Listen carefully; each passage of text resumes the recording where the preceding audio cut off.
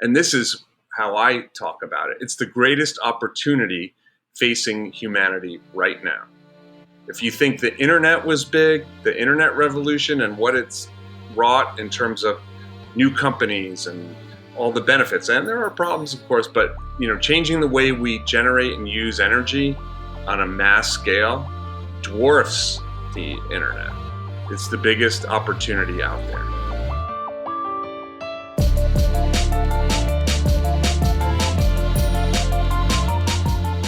Hello, friends. Welcome to Let's Give a Damn, the podcast that inspires and equips you to give more dams than ever before. I'm your friend and host, Nick Lapara.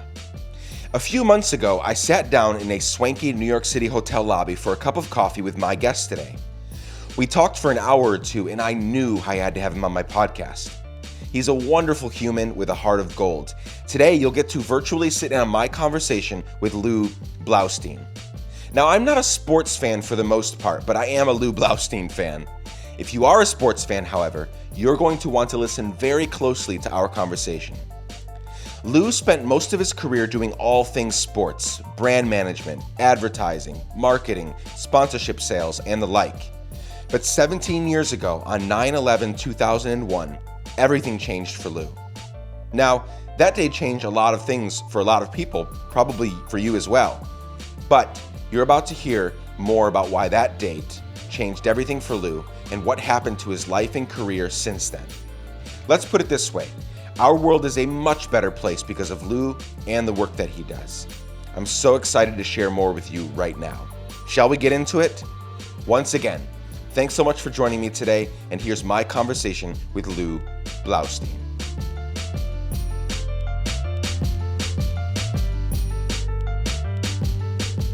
Hello, everyone. Welcome back to the podcast. It's super great to have my friend Lew Blaustein on the podcast today. Lew, how are you? I'm great. How are you doing? Wonderful, wonderful.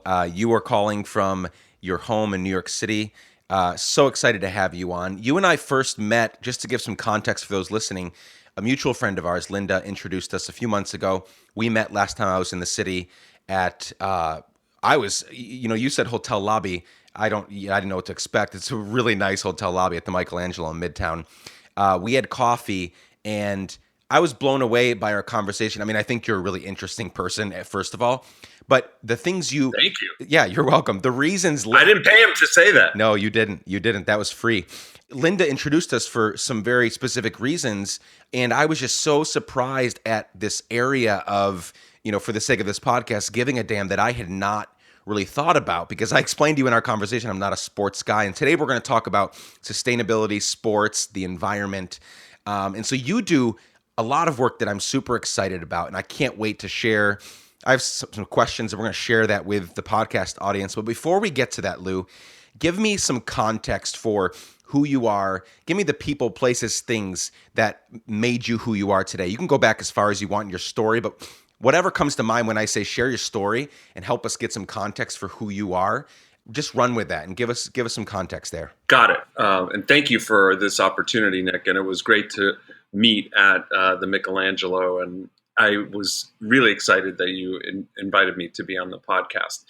So basically, I always wanted to work in sports from when I was like 7 years old, but I also knew I was not a good athlete, so that wasn't going to be the way I'd get into it. I became like a sports history and stats kind of geek. And then I decided I wanted to get into sports casting, did it in college and a little bit after, but that's a very hard way to make a living as well. So then I thought, okay, I'm going to go into the sports business, and I got an MBA, and it took a while. Not the MBA, but getting into the sports business. I ended up working in advertising, sales, sports marketing, promotions for companies, some that the listeners probably have not heard of, and then one, Sports Illustrated and Sports Illustrated for Kids, that the listeners have heard of. And I did that, and it was great. And I got to go to the World Series and the NBA Finals and all of that. And I was very happy in that world. In parallel, I would say I was a lowercase e environmentalist. My environmental interest did not nearly rise to the level of my sports passion, but I was a member of the Sierra Club and the Appalachian Mountain Club and went hiking and cycling and all of that. And it informed my voting decisions as well. And then everything everything changed for me on 9/11, 2001. And it sounds really hokey, but it's worth a little bit of an explanation. I was working at SI Kids at the time on that day, and I was very fortunate personally that I didn't lose anybody or know anybody in the buildings, even though I was only a few miles up in Midtown. Anyway, but I felt like New York was my home. I grew up in suburban Connecticut, went to college in New Jersey. I've lived my whole life around here, and I felt like I had to do something, but I didn't know what that something should be. And then about 5 months later, I think, or so, Tom Friedman, whom you probably know of and have read in the New York Times, the Yes. geopolitical columnist and author, Pulitzer Prize winning author. He wrote a column, the headline of which was "Green is the new red, white, and blue." And it sounds hokey, but that really stopped me in my tracks. And the column in it, he made the point that we in the US at that time were 4% of the world's population, 25% of the world's energy use, and we were fueling the wars on terror that we were beginning to fight. We were already in Afghanistan. The drumbeat for Iraq was growing by our insanely profligate energy use. And he made the analogy, and not even an analogy, he basically painted this picture of the US sending its energy revenue to places like Saudi Arabia, and the Saudi royal family, wanting to stay in power as the Saudi royal family, would take some of that money and divert it off to its Wahhabi extremists in a way to buy them off so they could remain in power. And the Wahhabis would take some of that money and train people to fly planes into buildings. Wow. And it was like the compact fluorescent light bulb went on above my head. LEDs were not really in vogue then. And so I came to green, not from climate change, that came later, but from a patriotic point of view. So I went out and bought a hybrid car. I was an early adapter on that in 2002. Wow, that was early on. Yeah. I changed out all my light bulbs. I went eventually 90 to 95% vegetarian, with the idea that meat-based products take 8 to 10 times as much energy to get to your plate as plant-based. And then living in New York City, you can get around easily without having a car. So eventually I went carless. But all of that is great from, personally greening up your life, great. But I felt like I had to do something more. So I needed to do it with my work, but I wasn't really sure what that meant. Because as I poked around, I found that most green jobs were technical in nature. And you really don't want me anywhere near a solar installation, let's just say that. Not at all. And but I thought, okay, I'm good at selling. I'm good at evangelizing, selling. I'm good at telling a story for a point of view. I'm good at providing value. And I'm good at communicating. Someone's going to need this in this green world. So long story short, by 2005, I decided, you know what? I'm going to create myself as a sustainability, sales, business development, marketing, communications consultant. And so I left SI Kids, and that's what I did. And I've been doing that since then. So that's 12, almost 13 years now, which is amazing how time flies. And then about 2009-ish, I started thinking, hey, what if there was an intersection of green and sports? How cool would that be, given that that would be the marriage of my two passions? So I started poking around again, and I found out that there was something called the Green Sports Alliance in its kind of nascent stages, which was basically at the time the pro sports teams in Portland, Oregon, Seattle, and Vancouver convening and kind of sharing better practices on things like energy efficient light bulbs, recycling, investigating composting on site, et cetera, et cetera. And so I started following that and started digging into this growing but not well-known niche of green sports. And then in 2013, I decided to write a blog called Green Sports Blog, with the idea being that I would then get to meet everybody in the green sports niche and get consulting work from that. P.S. I had never written a blog before. I didn't know anything about it, but I just started to do it. Yeah. And, now it's become a thing in the green sports world. And so that kind of gets you sort of close to the present. Yeah, that's a beautiful story.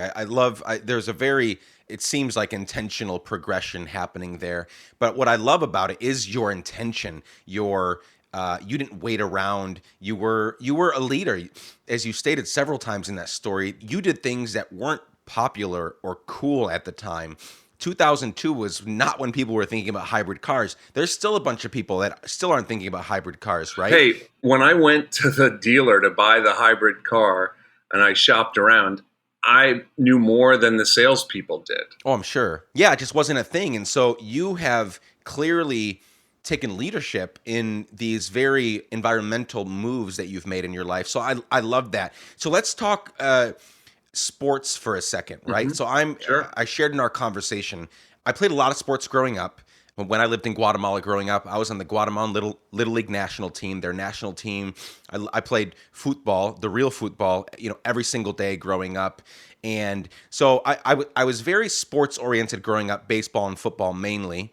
But then somewhere in my late teens, early 20s, I lost it all. Like I just don't care for sports anymore. And that's a longer conversation for a different day. But I'm not very in tune with the sports world. I'll go see a game. If the opportunity arises, I probably won't watch one at home. It's just not my thing, right? Mm-hmm. But a lot of people listening, sports is it's similar to you. It's their passion. It's their life. They're on. In fact, I'm sitting in the living room of recording this, one of my buddy's houses. I'm using it as a kind of a temporary studio, and he loves sports. I mean, he just loves it. He devours them. And so I know that that's a real thing out there. And so for everybody that loves sports, and really just any human, because sports are such a big thing in this country and around the world, what is the impact? Like you got into, you tried to see if there was an intersection between green and sports, right? And there obviously is, as we talked it out over our coffee a couple months ago. So explain that. What is the intersection here and how big? How massive is this issue? First of all, the actual carbon emissions that are generated by sports events themselves are, relatively speaking, low to industrial production, say, right, or manufacturing or what have you. However, the impact of sports, is far above the emissions that are actually produced. So the thesis of the green sports movement, which is, less than a decade old, is that sports is where humans convene, and it is the biggest convener of humans, both in terms of physically at stadiums and other venues, and also even a much bigger audience that doesn't go to games but follows it on television, on the internet, and even Luddites like me who actually hold a newspaper and read it, and other forms of media. 65 to 70% of humans are sports fans of one degree or another, from the casual fan who watches the Super Bowl, the Olympics, and the World Cup, or something like that, to the people who are face painters and are on hold with a sports for 2 hours to talk to a sports talk radio host. So, all you have to do to understand the appeal, the hold that sports has, is that there's been a lot in the media about the decline in ratings of the NFL because of a variety of reasons in the last year or two or three. Yeah, that's true, but ad rates and sponsorship rates for the NFL and the price of owning a team continues to go up. Why? Because every entertainment form has lost audience as the choices have mushroomed over the last 30, 40 years for someone to watch on TV or on the internet. You have almost infinite choice. So there is no mass convening place, except that sports has held its audience much better than anything else. So we start there. And we start also that with that power, the platform of sports has been a place where social change has happened, even if it wasn't intentional. I mean, you can go back 70 years to Jackie Robinson breaking the color barrier, which of course sports said no blacks, and then Branch Rickey said, no, we're going to change. And that changed the world. That was before 10 years or so before Rosa Parks rode the bus, more years before the Civil Rights Act. You can look at Muhammad Ali and his opposition to the Vietnam War. You can look at Billie Jean King and equal rights for women, and also gay rights and others. But in terms of the environment and in terms of climate change, which now going back to my story, even though I came into it as more of a patriotic geopolitical reason, quickly climate change became even the bigger thing for me. And now, it is the prime motivation. Like, I want my work life to be through the prism of sports, if it can be, to do even a small part to get us away from the carbon train wreck we're headed for. So sports has the power to play a role in the environmental fight, in the climate change fight. And so far, it hasn't done that on the big stage level, reaching millions and millions of fans. However, the part that they are doing is that the games are greening, and we can talk about that. So on the very first level, stadiums, arenas, events like marathons have, for almost a decade, and really ramping up even more in the last couple of years, have been doing incredible things on the greening stage. It's just that fans don't really know about it yet for the most part. Is it because they're not telling the story well? Is that where you come in to help them do that better? Because I know when we talked, like, it made total sense that some of these things are happening, but nobody knows about it. That's not what you associate sports and games and, but it should be, especially in today's world. That's a really great story to tell. I mean, it's a great PR move. It's great everything. Like, it's good for everybody to know that, right? Yeah, I mean, I think there are many answers to that question, but before getting to that, so the way I look at it, and I write about this in the blog a lot,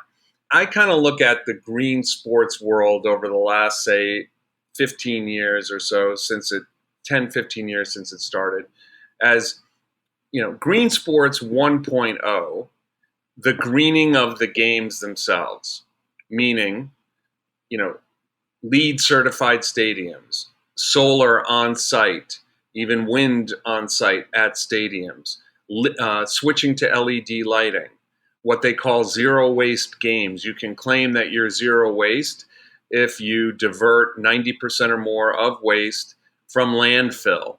And with the advent of advanced recycling and also composting, either on site or taking food waste to be composted, a number of teams have achieved this.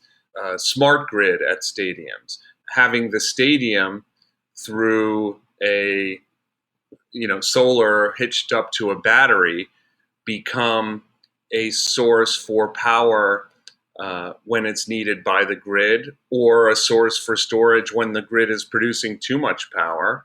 And stadiums being sited much more, the trend has been to site them towards in the urban core, close to mass transit, whereas in the 70s and 80s, many stadiums were built in the suburban areas where you could only get there by car. So there's all these things that are happening. And then let's even add the greening of college sports, which is you add on to what I've just talked about.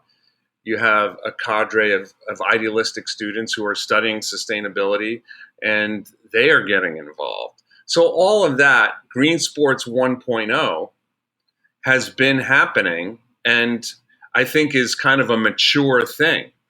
But Green Sports 2.0, which I would say, I don't know when it started, but it's in its early days. We're kind of in a transition phase. Green Sports 2.0 is engaging fans and other stakeholders in the environmental good works of the teams and the leagues, and then also trying to activate them on things like climate change. Maybe the climate change piece is 3.0.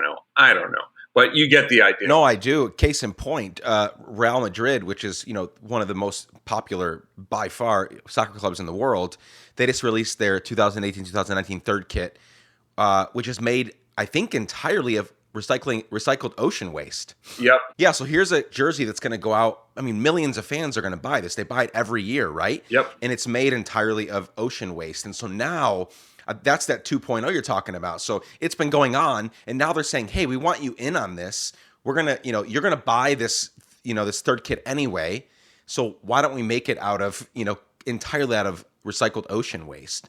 Those are beautiful ways of bringing your fans and all the people that love what you do into this conversation, correct? That's right. That's right. And then the idea is, wow, okay, I bought that shirt that's made of plastic ocean waste. Where can I get other shirts like that? Yep. So that's a great example. In Atlanta, the Green Sports Alliance every year has a summit every June, and they had their 2018 summit, which I believe was their 8th annual, at the Mercedes-Benz Stadium, which is the home of the Atlanta Falcons of the NFL and Atlanta United of MLS.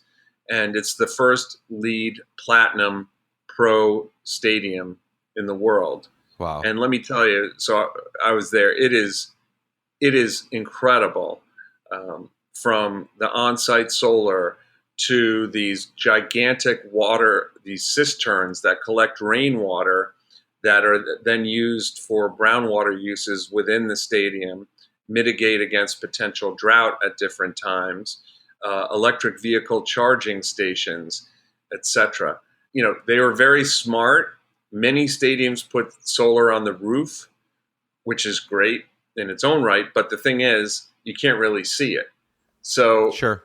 Here, what they did was they part of the solar panel installation.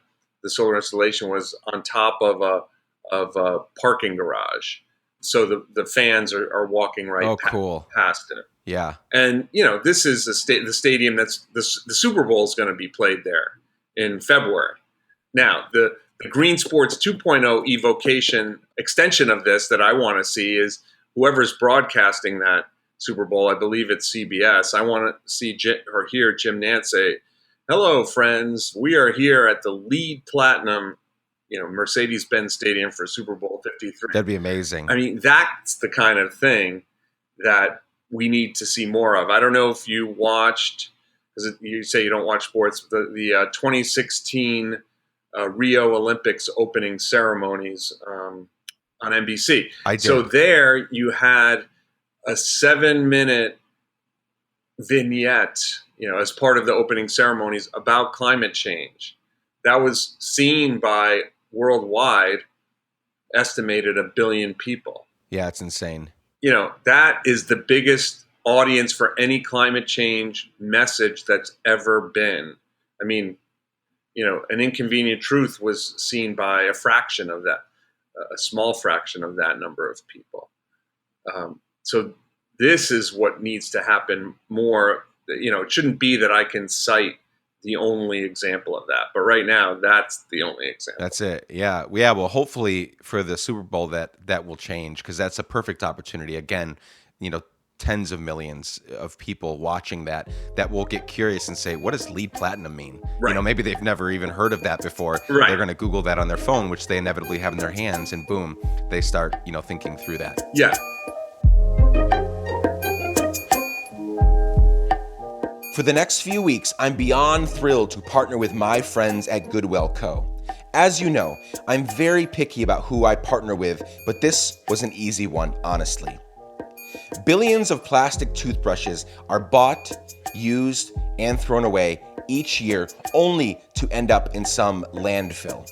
The mission of Goodwill Co. is to create 100% natural, subscription-based, sustainable products, systems, and technologies that raise environmental awareness and empower people to make choices that help protect and preserve the planet today. Their products are 100% biodegradable and 100% compostable. You can buy their toothbrushes, their toothpaste, or their floss as a one-time purchase, or you can sign up for their amazing subscription service. Also, you need to check out and pre-order B, the world's first battery-free, electricity-free powered toothbrush. That's right. They created and have patented an amazing technology that requires no batteries or electricity. Pre-order now and you'll get yours once they ship in early January of 2019. Listen up, y'all. I have an exclusive deal for our Let's Give a Damn listeners. Go to thegoodwellcompany.com and use the discount code DAMN in all caps, DAMN in all caps, and you'll get 10% off a one-time purchase or 15% off if you sign up for a subscription. But both discounts apply only on first purchase only. Remember, use the code DAMN in all caps when you check out to get this special deal. Through and through, Goodwell Co. is focused on making amazing products and honoring the environment in the process, and I love them for it. Don't miss out on this super deal, friends. Okay, back to my conversation with Lew Blaustein. Let's talk in climate change and environmentalism real quickly for a second. I know we've been doing that, but just let's take a different direction for a second. Our current political administration, it seems like almost everybody just flat out denies that climate change is happening in one way, in most ways, right? Yeah, it's a bizarro world. It's very bizarre. It's very bizarre. So for those that aren't in this conversation, maybe they haven't crafted really great messaging or languages or ideas for how to communicate this and how to, we need to start doing stuff, right? Like you said, I mean, you've been doing it for, well over a decade, with the hybrid car and the light bulbs. There are things we can do, right? Like we've taken, plastic out of our home and we use metal straws and we use, all these things, biodegradable toothbrushes, everything. Like we're trying to do that in our home as well. So there are things we can do, but what about things that we can say? What are some ways that we can communicate to people that aren't, for some odd reason, aren't convinced that we are in a climate crisis, that if we don't pay attention to it, like, to be just blunt, we're fucked, right? Right. Like we are hurting ourselves so much on a daily basis in the things that we do. So how can we communicate that better? Okay. Well, first I'm going to go back to one of the things you were saying earlier before as you led into that question, which is, what people do. And personal virtue on environment is great. Eat less meat is, I think, probably in terms of the direct environmental thing you can do, the most important. If you eat meat 4 days a week, eat it 3 days a week. I'm not saying you have to be a vegetarian or close to it or vegan. I mean, if you want to go that route, you'll probably be healthier, and that's great. But if we have a mass movement away from meat eating, that's going to help mitigate against the mass growth of meat eating in places that are going from the 19th century to the 21st century in a nanosecond, like India and China. Because the greenhouse gas emissions that are caused by industrial meat production are massive. And so that is a huge thing that individuals can do. But to me, the most important thing, and more important than even eating less meat, the most important thing people can do is vote for candidates that are serious about taking on climate change. Because the micro things that we do will have a relatively small effect. To really make the changes that are needed, there has to be change at the policy level. And even if you're cynical, even if you're turned off by politics before, and that turnoff happened before the current president came into office or has been exacerbated because the current president is in office, it doesn't matter. You have to put that on the side, and you have to research the candidates who really are talking sense on climate and vote for them. Vote for the climate candidate in your district, if it's a U.S. Senate race, governor, local, it doesn't matter. That is the most important thing you can do. Now, to your other question about talking to people who are skeptics, I mean, there are certain people, a certain cadre of that level of deniers or skeptics that you're never going to convince. If they get their news from Fox News, you're not going to convince them. And I actually think it just becomes a waste of time. But if there are people who really are, on the fence. Or I think an even more important category are people who actually think and know intellectually and intuitively that climate change is happening and that humans are the cause, but they're not. It's not rising to the top of the issues they care about. They're not making those voting decisions. They're not making those individual choices. In other words, people who are already in, but they're not doing anything about it. Those are the people I think that are the most important to talk to. And there you need to communicate the urgency. Because I think the biggest problem with climate change as an issue, right, is that the perception and the reality to an extent is that it's something that your grandkids are going to have to deal with. And you can't really care about that. I mean, you can in kind of some sort of ethereal way, but, in reality, God love my grandkids, but they'll have to figure it out. But the truth is, it's happening now, and the effects are massive now, and it's not only to polar bears, it's not only in places like the developing world where we watch a news story on TV about extreme weather and its effects in places like sub-Saharan Africa or whatever, but it's actually happening here. And so you first spend some time on the now of it. So it's a now problem for this generation and the next generation, which, kids, adults, kids, and their kids right now. Boom, it's happening. Okay. That's the first thing. The second thing that makes people not take action is that they think that there is nothing that can be done, that the problem is so vast, or the problems caused by it are so vast that it's just not solvable. And that is also not true. In fact, very not true. The solutions are out there. And from energy efficiency, renewable energy, going to scale, switching from coal to natural gas, and now natural gas to renewables, et cetera, et cetera. The solutions are out there. We just have to have, as I was referencing earlier, the political will to make the choices that will allow these technologies that can replace fossil fuels scale quickly enough so that we can avoid the worst of it. And the way I frame it when I talk to people about it is I say, this problem is so massive, but the flip side of problems, for every problem, there are solutions.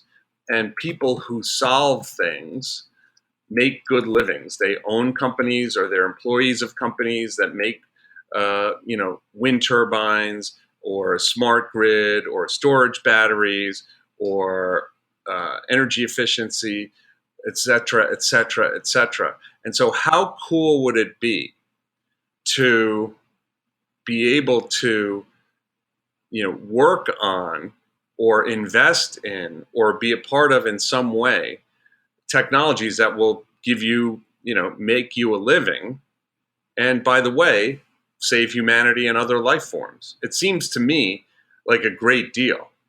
And this is how I talk about it. It's the greatest opportunity facing humanity right now. If you think the internet was big, the internet revolution and what it's wrought in terms of new companies and all the benefits, and there are problems, of course, but changing the way we generate and use energy on a mass scale dwarfs the internet. It's the biggest opportunity out there. And do we in the United States want to cede those, making good on those opportunities to places like China or Denmark or wherever else they're leading on renewables and carbon pricing and all that? I mean, if we want to be in decline, we would, but it doesn't seem to me like a good way to be. Yeah. Yeah, man, so much there. I'm going to have to, there was so much there, but I'll let everyone, parse through that themselves. But I want to just highlight one thing you said way back at the beginning: vote, people. I mean, seriously, there are so many things we can do in our personal lives and our public lives with our neighbors, friends, and community, but vote. We have the opportunity to change this even in the next few months in these upcoming midterms. Like there are so many key, positions up for grabs, and we can do this. We really can. And so I'm excited for what's possible. I think one of the positive things that have come out of this current administration is a bunch of pissed off people that aren't willing to just stay pissed off. They want to do something about it, right? And so Right. they've heard, they've seen our president, make the joke about his, his aerosol hairspray joke about how they think this is messing up the earth, blah blah blah, and he makes jokes about it. Well, we can do something about that. We still have that power, and so let's get out and vote. Just to riff on what you were just saying, the current president says that he's a shrewd businessman. If he was a shrewd businessman would not be doubling down on yesterday's technology, coal. Seriously. And making it harder for today's/tomorrow's technology, renewables, to take hold and to make the United States the leader in this business in the same way it was as it related to the internet. To me, a business president, that's what he'd be doing. He'd be saying, coal, we gotta wind down. We got to retrain the coal workers and compensate them. We can't leave them behind. But this is not tenable anymore. It's untenable. And what we need to do is a massive shift, like the Marshall Plan in World War II, post-World War II. It really needs that kind of investment, that kind of commitment from the citizenry all the way up to the top to make this move in the direction that it needs to be made at the speed it needs to be made. We're going to switch gears here as we begin to land this plane. You've done some really beautiful, intriguing things in your life. And so what I want to do for this next minute or two is, can you share, let's just go general. We're not going to go specific with sports or whatever. Can you just share some general pieces of wisdom? Everyone listening, they're either damn givers or want to be a damn giver. They want to make an impact on their world with their life, right? And so they are listening to this, trying to glean wisdom and trying to learn these stories and get inspired, right? And so just give some general 1 or 2 or 3 pieces of advice, just very general. But how would you encourage people right now today listening? How would you encourage them to stop making excuses and to begin giving a damn today, like literally today as they're listening? I mean, for me, like I said, it took this kind of epic tragedy of 9/11 to get me to kind of a more, it sounds really hokey, purpose-driven work life. It's not for everybody, but what I will say, and I don't know if it's advice, but I would say it's, if you want to feel good about trying to solve the problems that you either see in the media or complain about, the best way to do it is to do something and to get active. And voting is one. If you are interested in being a part of the climate change fighting movement, I can suggest 2 organizations that your listeners would, I think, enjoy, if they're interested in this, being a part of and benefit from tremendously. One is the Climate Reality Project, which was developed or founded by former Vice President Al Gore, obviously the guy who won the Nobel Peace Prize and an Oscar for An Inconvenient Truth. And he realized that, his messaging is coming from a guy who's up on high. He almost was president. And he also knows he's a polarizing figure. But he does what he does, and he's amazing. But he realized that for the mass mobilization of people that is needed to demand change on this issue and on things like getting rid of coal or winding down coal and other fossil fuel, oil and gas, and switching to renewables, is going to take a huge mass of people.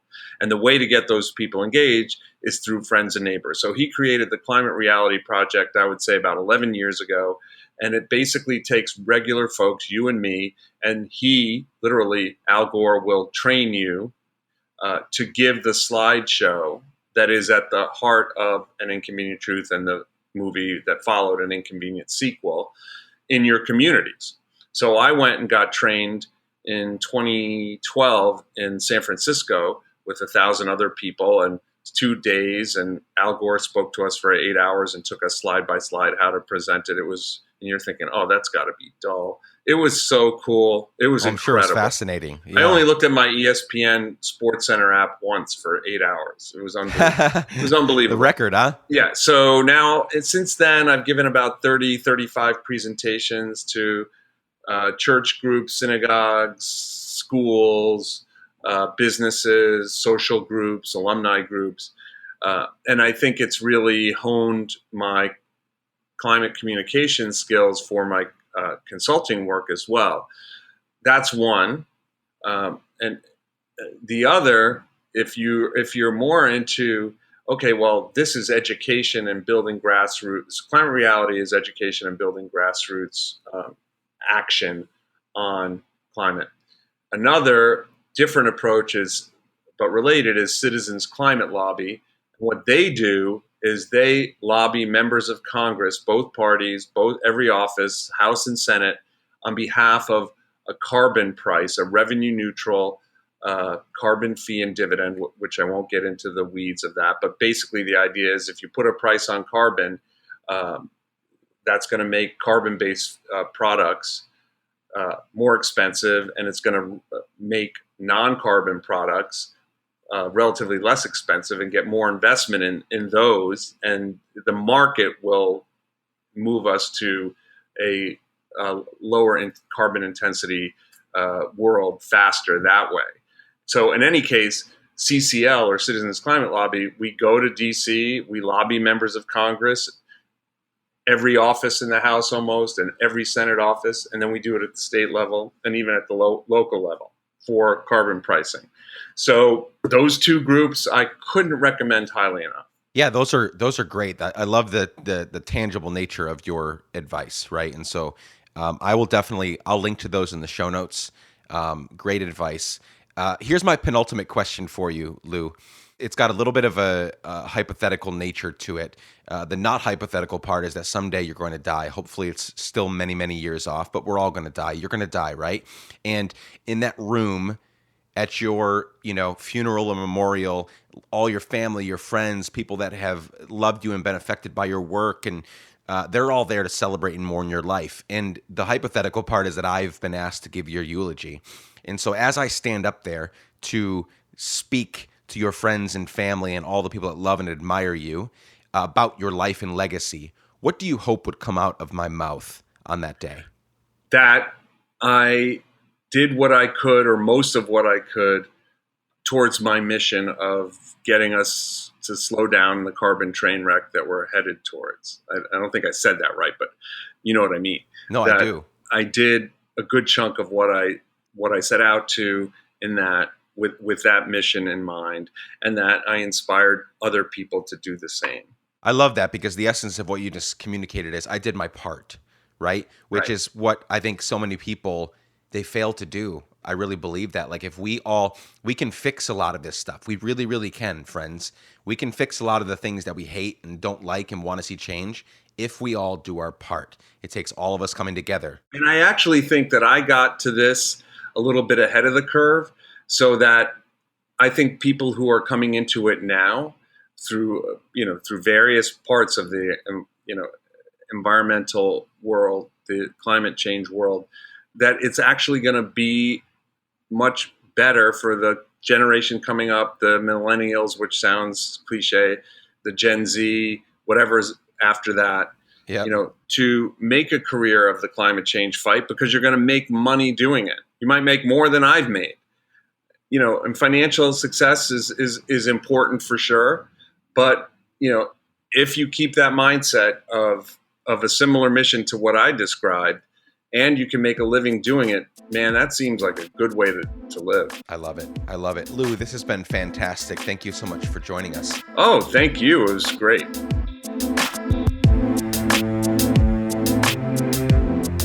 Dear friends, thanks a ton for tuning into my conversation with Lew Blaustein today on the Let's Give a Damn podcast.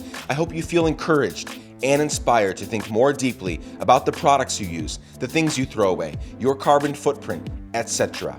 Speaking of being more intentional about the products we use, don't forget to head to thegoodwellcompany.com and use the code DAM in all caps at checkout for your incredible discount.